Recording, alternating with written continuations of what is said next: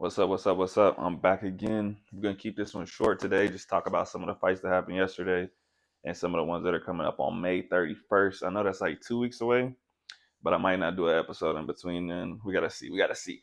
So I'm gonna just start with that Bohachuk versus Michael Fox fight. Why Bohachuk came in at 159, I still don't know. I don't know if he's having problem making weight or if he just didn't respect the weight. But I don't really like that, man. I think if the weight is at a contracted weight, you should show up at that weight, regardless. And if you can't make the weight, don't sign the contract. So, you know, it wasn't really that difficult of a win for him. I did see him, struggling a little bit with that range, um, which was kind of expected, right? Southpaw, and he's tall, and he's a vet too, man. Maybe he's not A class. Maybe he's not top of the top, but he's been in there for a long time, and he knows how to fight. He knows how to box. So the movement was giving Bohachuk a little trouble. I actually saw what I thought should have been a knockdown. I'm not saying that the punch hurt him or nothing like that, but the punch happened, and then he stepped on Fox's shoe, and then he fell. But I'm like, if you look at his body position, he was gonna fall anyways, bro. Like, I'm just keeping it real. Like, he was taking a step forward, his feet were real close together. He got hit, he was off balance, and then him putting his foot down on his shoe made it worse, and he fell. Um, I think it should have been a knockdown. I think he still would have won the fight. I'm just saying, technically, I think it could have been counted as a knockdown, not a slip. Now, where is he gonna go from here? Let's assume he stays at 154. If he looked like that against Fox, I think he would not want to fight Fundora. I don't think a lot of people want to fight Fundora, man. I'm gonna talk about Fernando Vargas. I'm gonna talk about him after this, but yeah, as far as 154 goes, man, I guess Crawford will be giving that belt up. I don't know, did he give it up already? I'm not sure, to be honest, but um, we got some up and comers up in there. We got Sander Sayas, who Fernando Vargas also called out. I don't know. He says he's ready for the big time. I don't think he's ready for it, man. So let's just move on past Bohachuk. He got his win. We'll see what he does in the future. We'll see if he moves up to 160 or stays at 154. Uh, Fernando Vargas Jr. got the knockout last night. Maybe didn't look amazing leading up to the knockout, but he got the knockout. So whatever. And then in the post fight speech, he called out Sander Sayas and Sebastian Fundora. That's he if he really wants them and he really gets those fights, I will be impressed that he takes the fight. I don't think he'll win either one of them, to be honest. But I'll be impressed that he's going for such a lofty goal. You get what I'm saying? Uh, we'll see what happens with that. Like I said, I'll be really impressed if he follows through with that and they're not like kind of empty threats. Because a lot of people call out people when they already have commitments. Like, no disrespect, Pitbull Cruz. Pitbull Cruz has been calling out um, William Zepeda. Who else was he calling out? He was calling out somebody else, bro. Maybe Edwin de los Santos. I can't remember who it was. But I'm like, first of all, you got to do your rematch. You know what I mean? He'll probably win the rematch, but you need to do your rematch because you had a close fight in your last fight. William Zepeda is fighting Shakur, and Edwin De Los Santos is fighting Keyshawn Davis. So why are you calling them out? I don't know. I really don't. Like a lot of boxers tend to do that. I'm not saying they do it for clout, but they do it knowing that the fight cannot be made at that moment. And then when it's time to make the fight, they're like, oh, well, I tried before and he didn't want to do it. And it's like, nah, he was just getting prepared for a different fight. So we'll see what happens with that. Let's move on to some of the upcoming fights. So we know we got this card that's going to be Caleb Plant. Well, I'm not even going to talk about his fight. I expect him to win, and I expect him to win rather easily. If he doesn't, that would be super surprising. But what I am interested in is Charlo versus Cornflake. Now listen, I know what y'all are thinking. Y'all saw Thomas LaManna and you saw him get knocked out by Laura in the first round. That was a bad fight. That was a bad fight. But I've seen him fight before. Like I've seen him fight against Brian Mendoza. He's not bad, man. He's got 40 something fights. He has a handful of losses, but he's not bad, bro.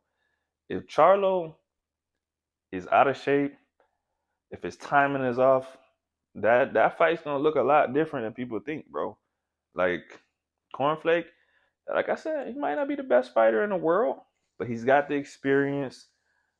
He's a tough dude. Like I said in that Laura fight, I genuinely don't know what happened. Like, just I've watched it a couple times since it happened, and it's like he was just standing right in range and fainting and not moving his head. And he got popped with the left hand once, and he was kind of shook up, and he still stood right in range and got knocked out by it the next time.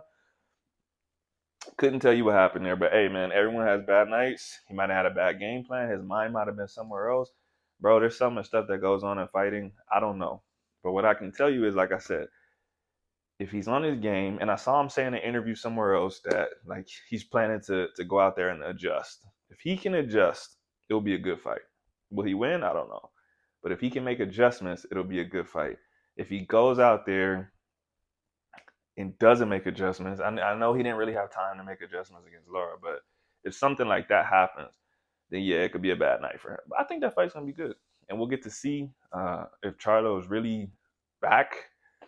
I can't like, bro. I'll be looking at his interviews and stuff, and like, I don't remember if he always talk with a slur like that or if it's the alcohol and drugs. I don't know, bro. I'm kind of worried to be honest, but I'm still I'm still excited to see it. Uh, looking kind of far ahead, just because I already brought them up. Um, I'm excited for Edwin De Los Santos versus Keyshawn Davis. I think that Shakur. I think that the way that Edwin lost to Shakur has people thinking that he's not a dangerous fighter. And I think that's a real test for Keyshawn Davis. I think if Edwin is showing up to actually fight and he's not doing it for a check or he doesn't have the circumstances he had last time, because, man, I done heard some crazy stuff, bro. I watched the interview um, where Edwin and his manager were saying that he had to go to court the morning of the Shakur fight. And I'm like, what? He had to go to court the morning of the fight. And then he was dealing with some injury. And so he just wasn't, every fighter has something going on, but he shouldn't have showed up to that fight, basically. So I'm interested to see if a respectable version of De Los Santos shows up to fight Keyshawn Davis. If Keyshawn Davis can actually win that fight, I have to stamp. I have to say, all right, he's real deal. The thing about Edwin is he's super explosive. I think he's pretty athletic, and his defense isn't the worst. But the IQ, I'm not sure, bro. I'm not sure, and it's hard to make that comparison when you fight in Shakur because he's an athletic dude and he's smart too. Um, so he can make it seem like you don't have those attributes. But I think we're gonna find out with Keyshawn Davis. We're gonna find out which one of them is really gonna be that guy. But what I would like to see is the winners of that fight and the Shakur versus Zepeda fight. I would like to see the winners fight each other and the losers fight each other. Because imagine if Edwin loses to Keyshawn Davis and Zepeda loses to Shakur. We could have Edwin De Los Santos versus William Zepeda. Come on, bro. That's a fire fight. That's a fire fight. Edwin's gonna come forward. Zepeda's gonna come forward. Edwin's more of a one or two shot guy, but he hits hard. Zepeda is more of a 5,000 shot guy, but he doesn't hit as hard. That's gonna be fire. That's fireworks right there. Keyshawn Davis versus Shakur. I know that they don't want to fight each other, but you never know. Things change. Maybe they'll actually end up doing it. Or let's say Edwin beats Keyshawn and Shakur beats Zepeda. We could have a rematch. Do we really want to see that rematch? I don't know, but we can have a rematch. Now, if Zepeda manages to pull off the upset and Edwin pulls it off, then we get Edwin versus Zepeda. And Keyshawn Davis versus Zepeda would be good too. I think Keyshawn would probably dog Zepeda, to be honest. Um, I think stylistically and attitude wise, Keyshawn Davis is a worse matchup for Zepeda because from what Shakur has showed me recently, I'm not sure that he's willing to do what it takes to stop Zepeda. I think he has all the physical tools, and I think he has the brain power to stop Zepeda.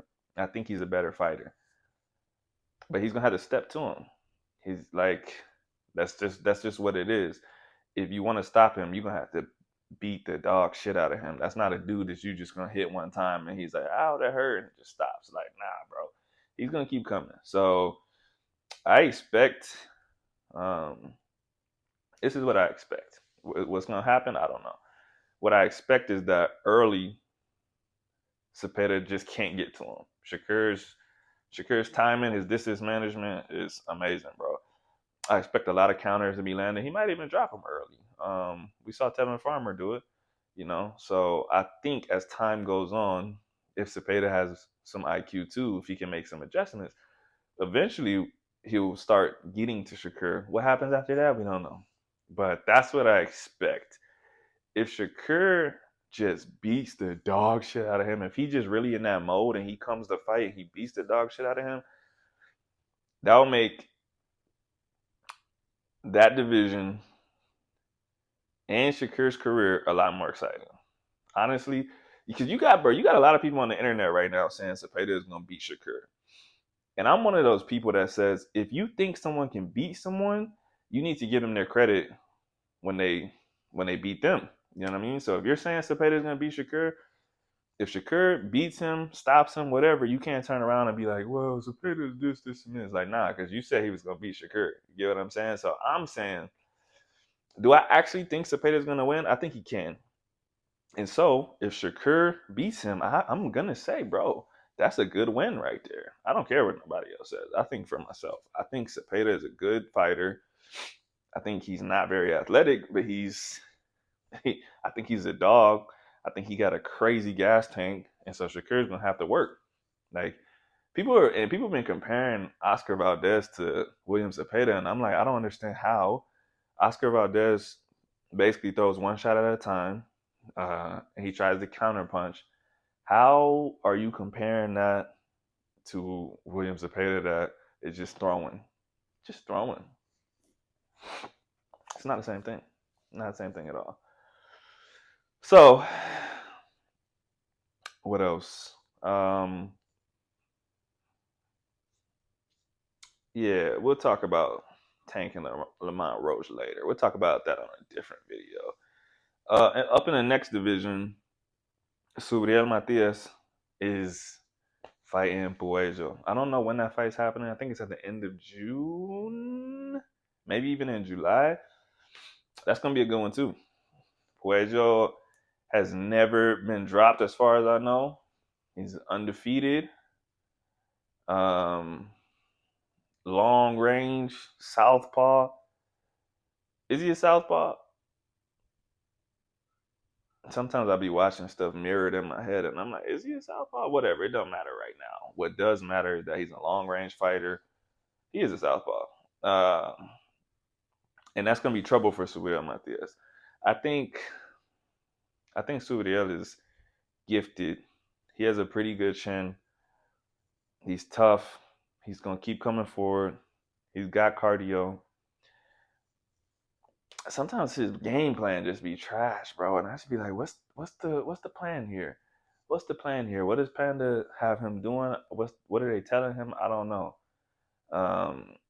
Cause like the Liam Paro fight, I think he could have won that, but the plan was just trash, bro. Like, I don't even want to think about that, bro. That shit pissed me off. So if Subriel can manage to pull that off, that's gonna be very exciting for Subriel Matías. I think that he could be at the center of a lot of good fights at 140. If Puello wins, it'll be kind of expected. and boring. Because like I've never seen a Puello fight where I'm like, oh yeah, I can't wait to watch this next one. I'm gonna watch it, but there's a difference in just me watching it because I like boxing versus me being like, yo, this fight's gonna be good, bro. He's a good boxer. Don't get me wrong. He's a great boxer. I like the way he boxes. Um, but I would rather see Matías fight. It's just what it is. So, I think that's all I got for today. I wanted to keep it relatively short. I want to know y'all's opinions though. Tell me what y'all think is gonna happen with that Edwin Keyshawn fight. Tell me what y'all think is gonna happen with the Shakur Zepeda fight. And would y'all like to see those winners and losers fight? Also, assuming Pitbull Cruz wins his rematch, what do you think he should do next? Should he drop back down to 135, 130 and stay there? Should he keep trying to do stuff at 140 and potentially get fucked up or what? And before I leave, because I didn't do this last video, I'm supposed to tell y'all a throwback fight to go watch every time. I want y'all to go watch Salvador Sanchez versus Azuma Nelson. Azuma Nelson. That, bro, you talking about, first of all, you talking about a generational fighter, bro. Sometimes we got fighters in this generation when people say, oh, he's great, he's great. Nah, bro. Salvador Sanchez, that's a great right there. You go look at that fight, bro. This is 15 round fighters. This dude's not even breathing through his mouth. Straight breathing through his nose, bro. Chilling. Maybe not chilling, but breathing through his nose. For a 15 round fight, bro. The IQ he showed, the combinations, the movement, bro. Rest in peace. That dude would have been legendary. And it was a high IQ fight on both ends, but Salvador Sanchez is Salvador Sanchez, so I'm bigging him up right now. Go watch that. Tell me what you think about it. If you've seen it before, you could just tell me what you think about it right now. Anything else y'all want me to cover in the next video? I'm gonna do another video before May 31st. I just don't know exactly what I'm gonna cover yet. Let me know if there's anything specifically you want to see on the channel. Let me know.